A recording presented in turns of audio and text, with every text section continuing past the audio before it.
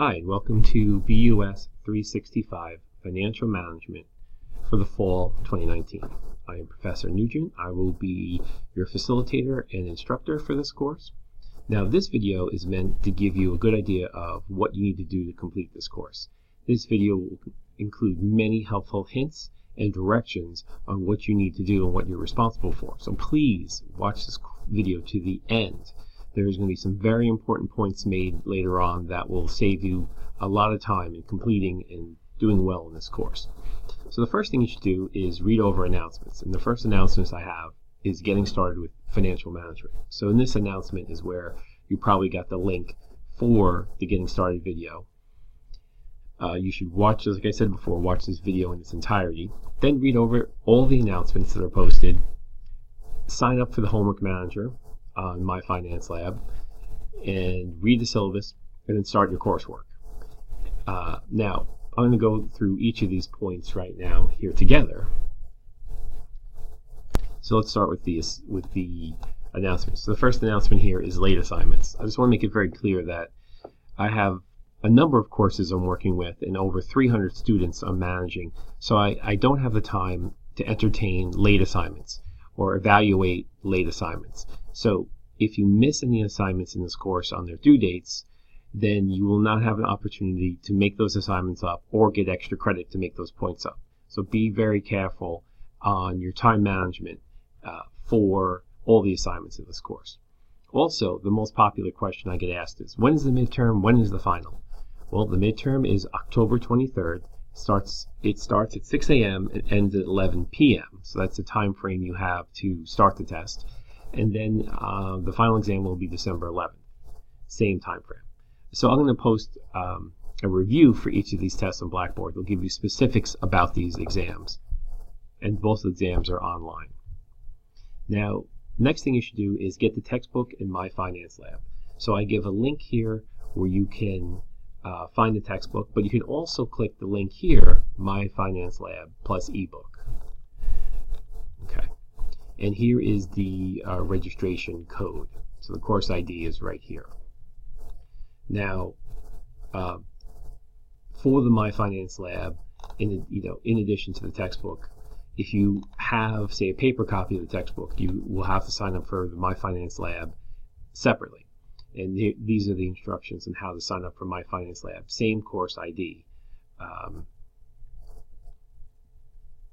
Now, let me actually show you what this is going to look like. So if you click on My Finance Lab plus ebook, then you're going to come to this screen and you're going to click on Register Now as a Student, and you're going to need an email address, your course ID number, which is on the announcements, and you're going to have to pay for it with a credit card or PayPal or whatever they accept. Now, make sure when you register, you click here, Register Now, and then you're going to have to input. This is where you put in the course ID number. So if I take the course ID number here, you're going to need to input it here, continue, and then when you create your account, you can sign in if you have an account already or create your account.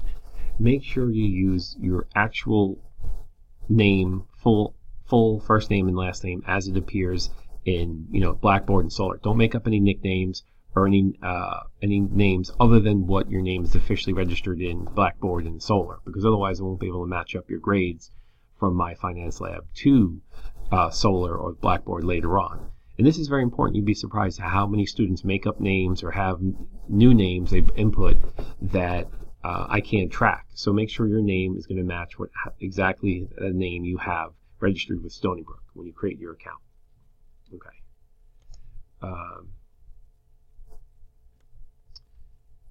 So we'll get back to that in a minute. So that's basically how you're going to create your account, and then you. So let's go back to Pearson. So when you do create an account, use your Stony Brook email address would be best to put in here. Username, password. Make sure it's something that you can easily remember. Then here, when you do your full name, your first name and your last name, this is what has to match Blackboard, the name in Blackboard and the name in Solar. Then we'll be okay. I'll be able to easily match up what you're doing in the homework manager, which is going to house all the homework and exams, to your final grade on Solar. So after you create an account on Pearson My Finance Lab, you're going to see that BUS365 Financial Management Fall 2019. And this is where you want to go into assignments. So there'll be a link for the e-textbook if you have that option, and then there'll be a link for assignments. So you click on assignments, and then you'll see do homework, take a quiz or a test. So let's look at the do homework link, or assignments will list all the assignments. So here, the first homework we have is review chapter for chapters 1 through 9, which is a review of Principles of Finance 330. So for any of the homeworks, if you click on the homework, the questions will appear. So then you click on the question will open up, and this is one of the homework questions. So it's always important to remember what the rounding rules are. So you'll get it wrong if you don't have round to 2 decimal places. Now, if you're not sure how to answer the question, you can click on Question Help, and you can view an example. Help me solve it will show you a step-by-step on how to solve. View an example will show you a completed example, and e-text pages will show you where in the textbook this example is coming from. So I think the most valuable one is to click on View an Example. Now this will give you the problem, give you the question again, and then it will give you the problem, and as you work through it, you continue, it's going to work through step-by-step what the formula is and how the problem is solved. So it gives you the step-by-step directions and the actual formulas to solve the problem. So you can see this is a great help to solving the problem. Now, if you see this blue box here, this means there's some kind of data table that you can, cut and paste into Excel. Actually, this is to click to copy the table, open in Excel, or copy as a clipboard. So this is for some data, easily transport data from the problem to Excel if you're working in Excel. Okay, and then once you put an answer in, you can check the answer, and if you get it wrong,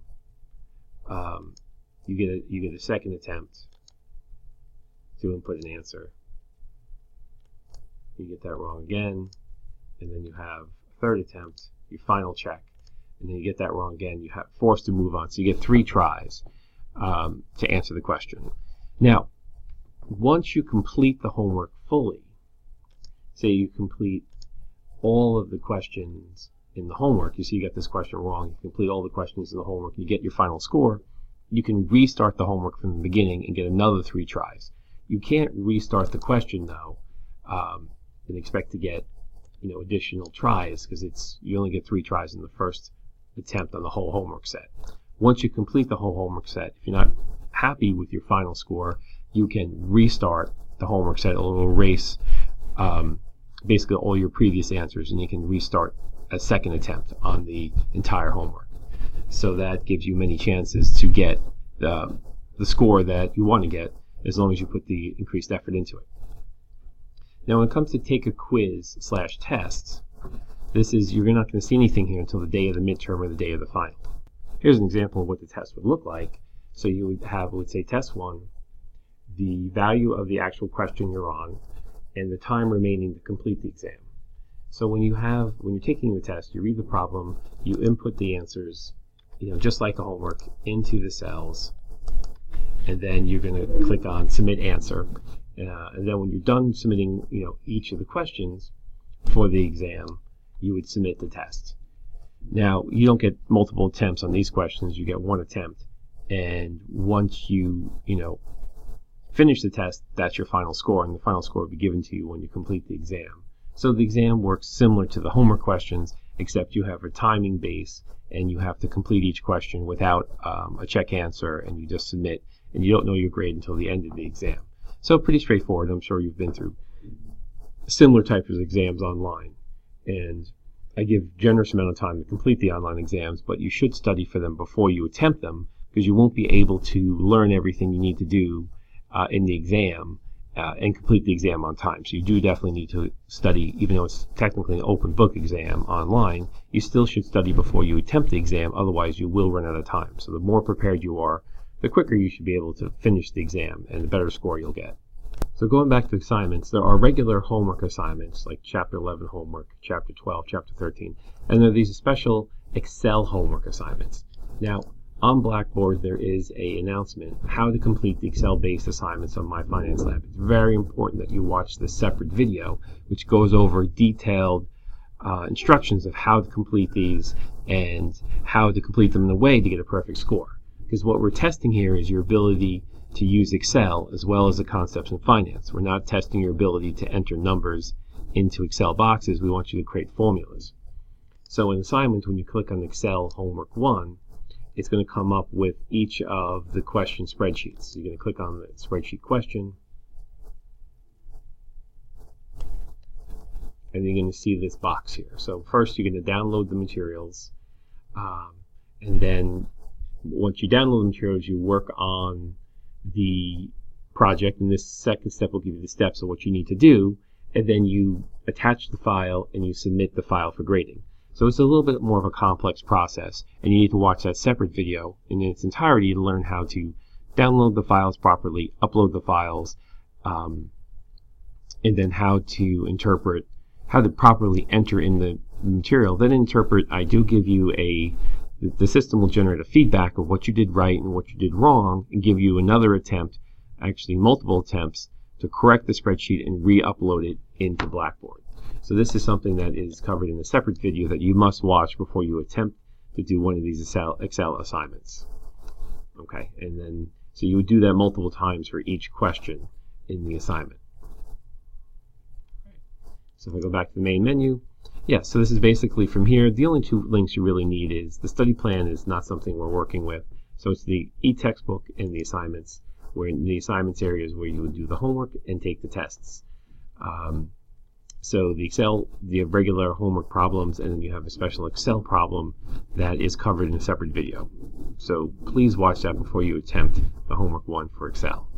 So here is the actual video and the purpose behind what you're doing here in the Excel. Now, if you don't have Excel, you can get a free copy from Stony Brook, and I put a link down here where you can get a copy from the student. As a student, you're paying a technology fee, which includes a copy of Office. So you can go to this link to get your free copy if you don't have Excel. Okay. Now, let's move on to the syllabus for the course.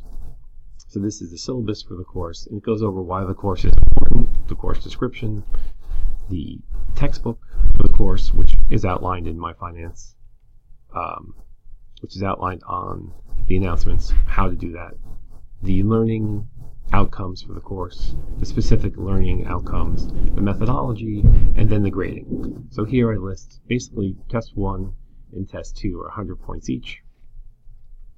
My Finance Lab is going to be 200 points of homework, so a total of 400 points. This is how the points for each of the assignments breaks down to a percentage of your total grade. And then if you divide this grade by 4, or you look at your weighted average percentage, this is how the weighted average percentage converts to a letter grade. So as a student, you're going to be responsible to spend time working on the class, which is going to be doing the reading of the textbook, watching the video lectures. There's going to be no makeups for the exams or the homeworks unless you have one of the designated Stony Brook allowable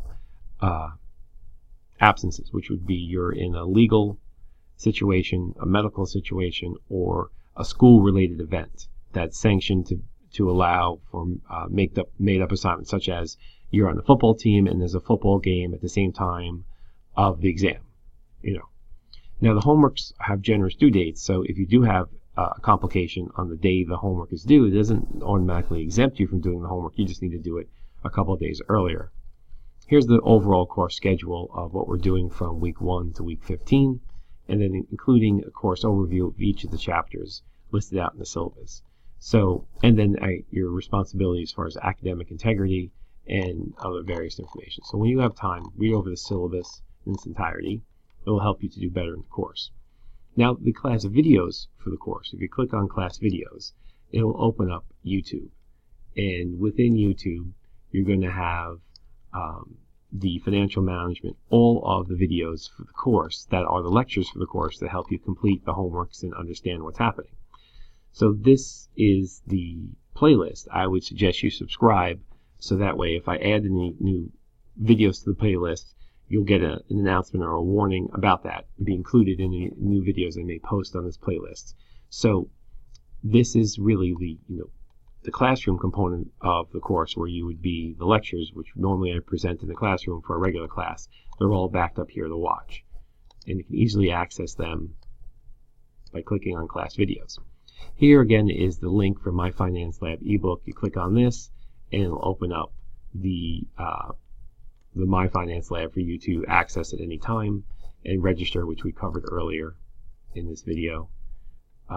Finally, we have the PowerPoint.